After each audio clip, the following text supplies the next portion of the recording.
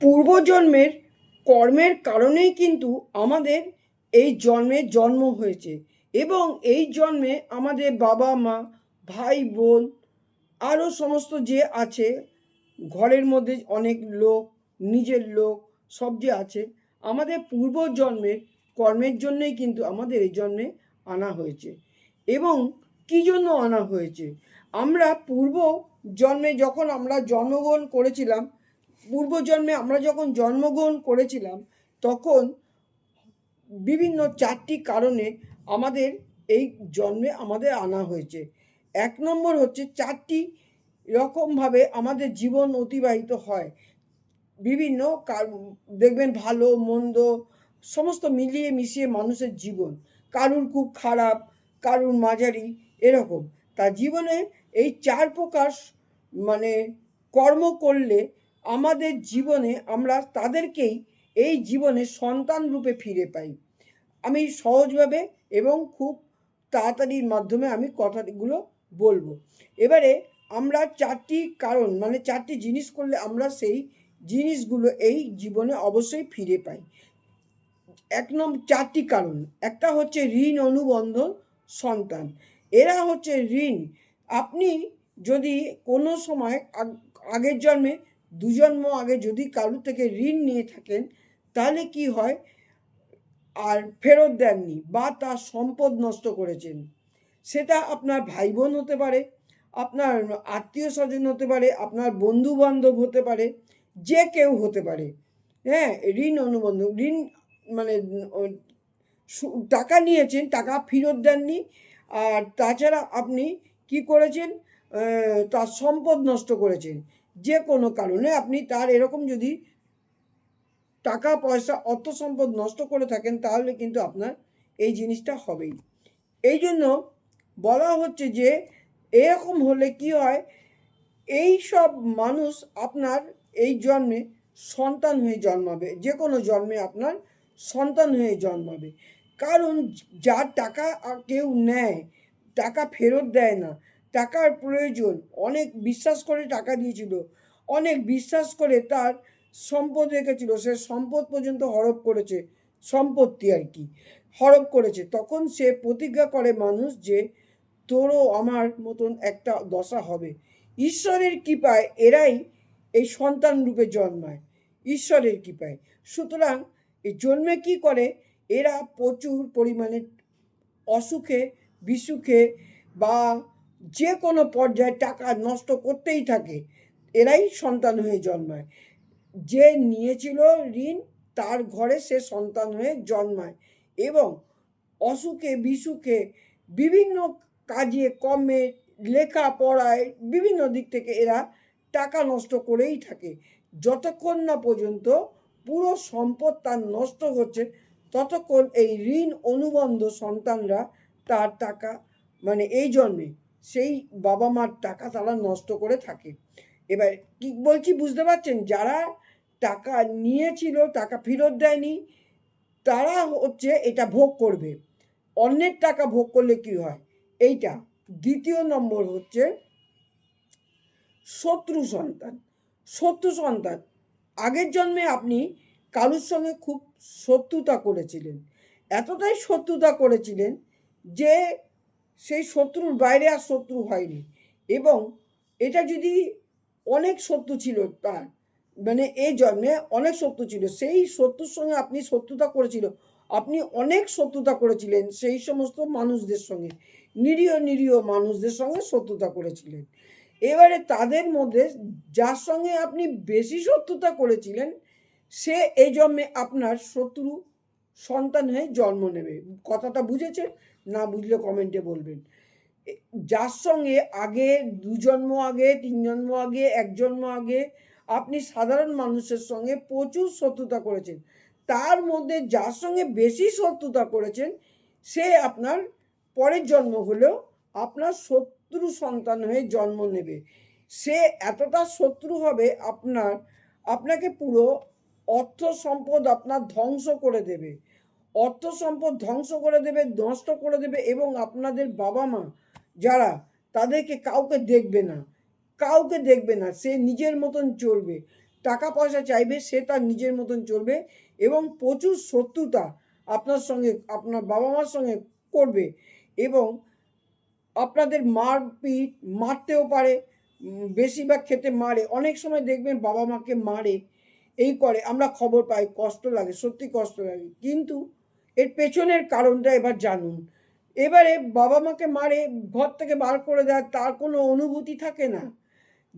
মানে এইসব সন্তানের, শত্রু সন্তানের কোনো অনুভূতি থাকে না, কারণ তার সঙ্গে যেটা করেছিল সে সেই সময় সেটা প্রতিজ্ঞা করেছিল, দেখবি আমি তোকে এক জন্মে না এক জন্মে দেখাবই। সব থেকে যার সঙ্গে শত্রুতা করেছিল সেই শত্রুই কিন্তু তার এই জন্মে শত্রু সন্তান হয়ে জন্মায় এবং তাকে অতিষ্ঠ করে মারে। 3 নম্বর হচ্ছে উদাসীন সন্তান। উদাসীন সন্তান, এরা হচ্ছে উদাসীন থাকে, সবসময় উদাস হয়ে থাকে, সবসময় উদাসভাবে থাকে। উদাসীন মানুষ দেখেন না, অনেক সময় দেখবেন উদাসীন, আমরা বলি এ কোনো মানুষ না, উদাসীনভাবে থাকে, উদাস হয়ে থাকে, কোনো কাজ নেই, কর্ম নেই, না আছে লেখাপড়া, না আছে কোনো কাজকর্ম, না কিছু কর। তখন তার বাবা মাও বলে ও উদাসীন, বাবা মা হয়েছে তো এবারে উদাসীন। সে উদাসীনভাবে বাবা মার সঙ্গে ছিল, তাই জন্য মানে বাবা মা তার উপর উদাসীন ছিল সেই সন্তানের প্রতি বা বাবা মার প্রতি। সে এই জন্মে সন্তান হয়ে জন্মাচ্ছে, হয় বাবা মার প্রতি নয় সন্তানের প্রতি উদাসীন ছিল।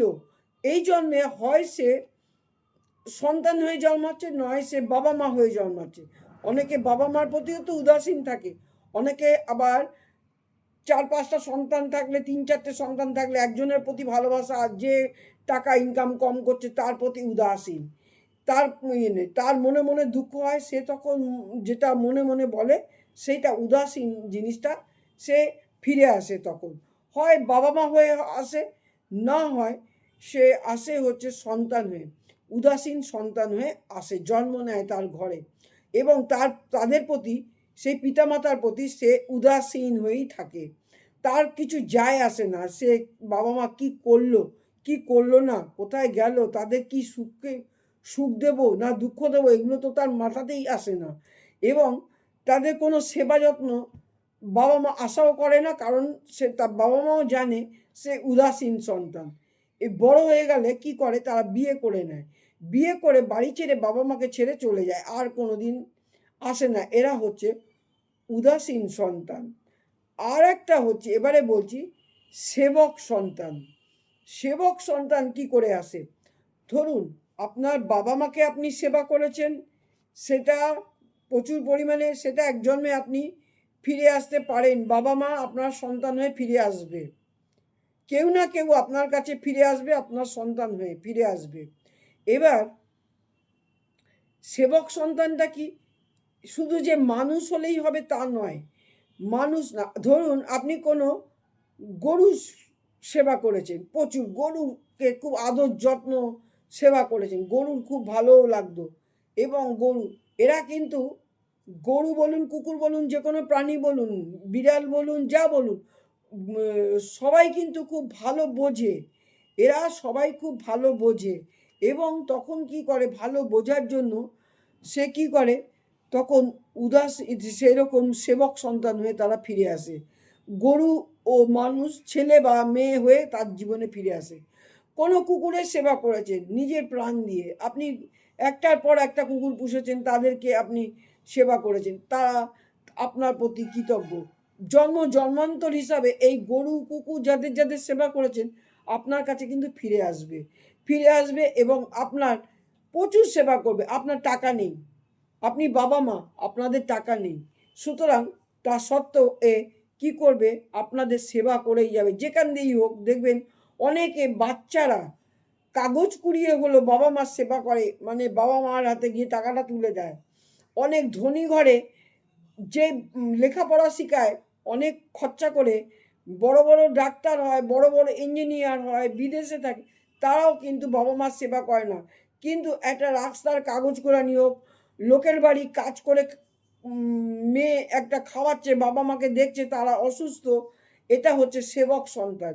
তারা হচ্ছে মানুষও হতে পারে, তারা হচ্ছে পশু পাখি, গরু, বিড়াল, কুকুর, যাদেরকে আপনি সেবা করেছিলেন তারা হতে পারে আপনার ছেলে বা মেয়ে। এবারে যদি আপনি কোনো গাভীকে দুধ দেয়, গাভী তো আমাদের দুধ দেয়, তা গাভী দুধ দেয়, আমরা সেই দুধ বিক্রি করি, যার আছে তারা বিক্রি করে। এবার যারা বিক্রি করে তারা টাকা পায় প্রচুর, তার মধ্যে আবার জল মেশায়, জল মিশিয়ে তারা টাকা পায়। এইবারে যখন গাভী একটা সময় দুধ দেওয়া যখন বন্ধ করে দেয়, তখন যদি সেই কেউ গাভীকে কেউ যদি ঘর থেকে বার করে দেয় রাস্তায়, সে কাঁদে, গরু সেই গাভী কাঁদে কাঁদে আর মনে মনে তাকে অভিশাপ দেয় যে আমি তো সন্তান হয়ে আমি ফিরে আসব। এবারে কি করে, এসে তারা, এটা কিছুর মধ্যে পড়ছে না, এসে তারা করে, তাদের বাবা মার ক্ষতি করে, তারা সন্তান হয়ে ফিরে আসে। আর যখন সন্তান হয়ে ফিরে আসে, সে গাভী হোক আর যেই হোক, এই জন্য কোনো পশু পাখিকে যদি কেউ ক্ষতি করে বা মেরে ফেলে বা ক্ষতি করে, তারা কিন্তু কি করে, তাদের অভিশাপ হয়, তাদের অভিশাপে কিন্তু তারা কিন্তু মানে ক্ষতিগ্রস্ত ছাড়া কিছু হয় না। তাই আমি সকলকে বলবো, কোনো কারণে অকারণে কোনো কাউকে কখনো, কোনো প্রাণীকে কখনো কষ্ট দেবেন না, কারণ পরজন্মের কথা কিন্তু সবসময় ভেবে রাখবেন। এবং পরজন্মের কথা ভেবে রেখে তাহলে কিন্তু কর্মটা করলে, আপনি যদি একটা পশু বা যে কোনো পশুকে যদি আপনি ভালোবাসেন, তাকে সেবা যত্ন করেন, সে কিন্তু একটা জন্মে আপনার কাছে এসে আপনার জীবনে আপনার শুভ লাভ আপনার দিয়েই যাবে। এবং আপনার সেবা যত্ন আপনি চিন্তাও করতে পারবেন না, লোকে দেখলে আপনাকে হিংসা করবে, কিন্তু কারণ হচ্ছে আপনি যেটা করেছেন সেটার ফল আপনি পাচ্ছেন। আমরা বলি যেমন কর্ম তেমনি ফল, তা এই কথাগুলো তো মানে বিচারযোগ্য কথা। যেমন কর্ম করবেন তেমনি ফল পাবেন। তাই যে মা বাবা আছে তাদের সেবা যত্ন করুন, ভুলে যান কে কী করেছিল, ভুলে যান, ভুলে গিয়ে মা বাবার সেবা যত্ন করুন। এবারে বলছি, যদি আপনি কোনো সময় কোনো জন্মগ্রহণ যে যাবেন, দুনিয়া থেকে যাবেন, অনেক টাকা অর্জন করে যে যাবেন, অনেক টাকা অর্জন করে যাবেন, অর্জন করে গিয়ে আপনি কি কোনো কিছু নিয়ে যেতে পারবেন? আমি কি কোনো কিছু নিয়ে যেতে পারবো না? আপনার কোনো কিছু, আমাদের টাকা পয়সা, ব্যাংক ব্যালেন্স, সোনা গয়না কিছু কি নিয়ে যেতে পারবো? সেই তো একটা সাদা কাপড়ে আর চাটাইয়ের মধ্যে দিয়ে আমাদের দাহ করা হবে, কিছু আমরা সঙ্গে করে নিয়ে যেতে পারবো না। আমি এই রকম ভিডিওগুলো আমি বলি, আমার খুব ভালো লাগে, এবং কিছুই আমরা সঙ্গে করে নিয়ে যেতে পারবো না। তাই জন্য আমরা এই সমস্ত আমরা টাকা পয়সা জমাই, কিন্তু অনেকে টাকা পয়সার দরকারও আছে, সবারই টাকা পয়সার দরকার আছে। তাই টাকা পয়সার দরকার ছাড়া আমরা একটা কাজে ইনভলভ থাকি, না হলে কি হয়, আমরা যদি কাজে ইনভলভ থাকি টাকা পয়সাটা ইনকাম করি, না হলে কি হবে, মানুষের মাথা খারাপ হবে, এর কথা তার কথা তার কথা, লোকের পেছনে লাগা, লোককে নেগেটিভ কথা বলা, এইগুলো মানুষের মাথার মধ্যে আসে। তাই জন্য তারা রেখে যায়, সন্তানরা ভোগ করে। কিন্তু আমরা কিন্তু কেউ জীবনে পৃথিবী থেকে কেউ কিছু নিয়ে যেতে পারবো না, মৃত্যু সকলের আছে, সকলের হবে। আমরা সঙ্গে নিয়ে যেতে পারবো গোবিন্দ, গোবিন্দ ভগবান গোবিন্দ, মানে ভগবান বিষ্ণু। হরে কৃষ্ণ, হরে কৃষ্ণ। এই যে শ্রী, জয় শ্রী রাধে, জয় শ্রী রাধে, জয় শ্রী রাধে, জয় শ্রী কৃষ্ণ, জয় শ্রীরাম, আমরা সঙ্গে নিয়ে যেতে পারবো এই ভগবানের নামটুকুই। সুতরাং আমরা কিছু সঙ্গে করে নিয়ে যেতে পারবো না। তাই লোকের ঠকাবেন না, লোকের ক্ষতি করবেন না, লোকের প্রতি উদাসীন বাবা মার প্রতি থাকবেন না, বাবা মার সেবা যত্ন করবেন, না হলে এই জিনিস কিন্তু আবার মানে জীবন মানে জন্ম হবে আর এইভাবে জীবনে ভোগ করতে হবে। তাই জন্য যারা ধনী লোক তারা সেরম কর্ম করে এসেছিল। অনেকে যে এ ধনী ও ধনী, আমার এখানে ভিডিওতে লাইক কমেন্টে বলে এ ধনী ও ধনী, দেশের প্রধান ধনী, প্রধানমন্ত্রী আমাদের দেশে, দেখুন কোথা থেকে কোথায় এসেছে। এরকমভাবে অনেক প্রধানমন্ত্রী তো আমাদের দেশে এসেছে, কিন্তু এই প্রধানমন্ত্রী দেখুন কোথা থেকে কোথায় এসেছে। এই যে আমাদের মুখ্যমন্ত্রী কোথা থেকে কোথায় এসেছে, সেরকম ঘরের তো, বিশাল ধনী ঘরের তো নয়, কিন্তু সবাই এরা দেখুন কোথা থেকে কোথায় এসেছে। তা আসার জন্য তার কারণ আছে, কারণ এরা পূর্বজন্মের কর্মের ফল তারা অবশ্যই ভোগ করছে। তাই জন্য যদি আপনারা ভালো কর্ম করুন, কর্ম করলে আপনারা ভালো ফল অবশ্যই পরের জীবনে ভোগ করবেন। লোকে ভাবে ও বাবা, আবার পরের জীবন বলে কিছু নেই, সব আছে। তাই জন্যই লোকে কষ্ট ভোগ করে, যারা মানে না তারা কষ্ট ভোগ করে। তাই জন্য সব জীবন আছে। তাই জন্য যেটা বললাম আশা করি সেটা করবেন, এবং আপনাদের জীবন, এই জীবন যেরম আছে পরের জীবন ভালো হবে, তারপরের জীবন ভালো হবে, এইভাবে জীবন ভালো হতে থাকবে এবং আপনারা সুস্থ মতন বাঁচতে পারবেন। ভালোবাসা নেবেন, ভালো থাকবেন। পরে আর একটা ভিডিও, ভালো ভিডিও নিয়ে অবশ্যই আসবো।